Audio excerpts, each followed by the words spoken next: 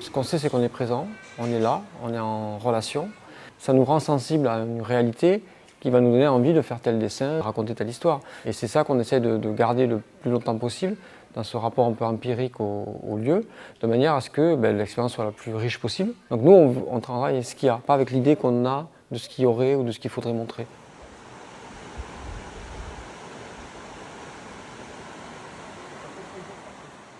Ce qui est assez spécifique dans cette commande du Pont Rouchot, c'est que la phase étude, elle a pris la forme d'une résidence. Et c'était très important pour eux, pour Marc Pichelin, pour Guillaume Gers et Yannick Robert, qui sont donc les 3 artistes que les commanditaires ont choisis, vraiment de s'installer, de résider, d'aller à la rencontre des commanditaires, voir d'autres personnes.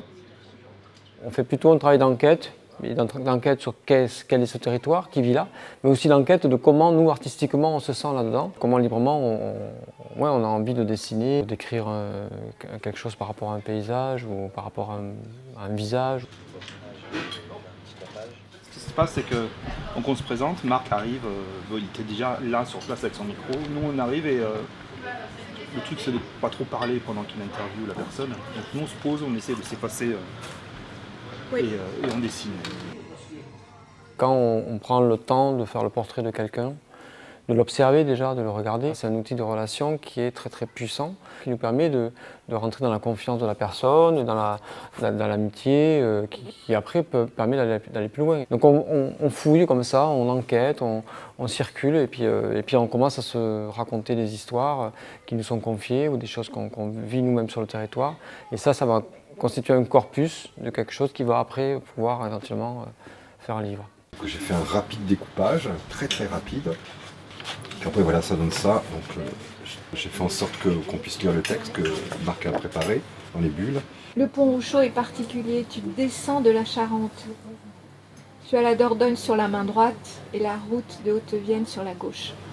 Tout est dit, non? Tout est dit. Quand on fait un dessin d'un pont au milieu de nulle part, c'est déjà porter un regard sur cet endroit-là que personne ne regarde. Voilà. Et donc, du coup, on rend visible quelque chose qui est plutôt invisible. L'histoire de l'enclavement qu'on peut ressentir, parce qu'à un moment donné, il y a un désert qui est en train de s'installer, il y a moins de commerce, voire plus du tout, voilà, il y a des services qui sont en train de disparaître. C'est ça qui est intéressant d'interroger, en ayant juste ce petit pont comme prétexte pour entrer en relation avec ce territoire.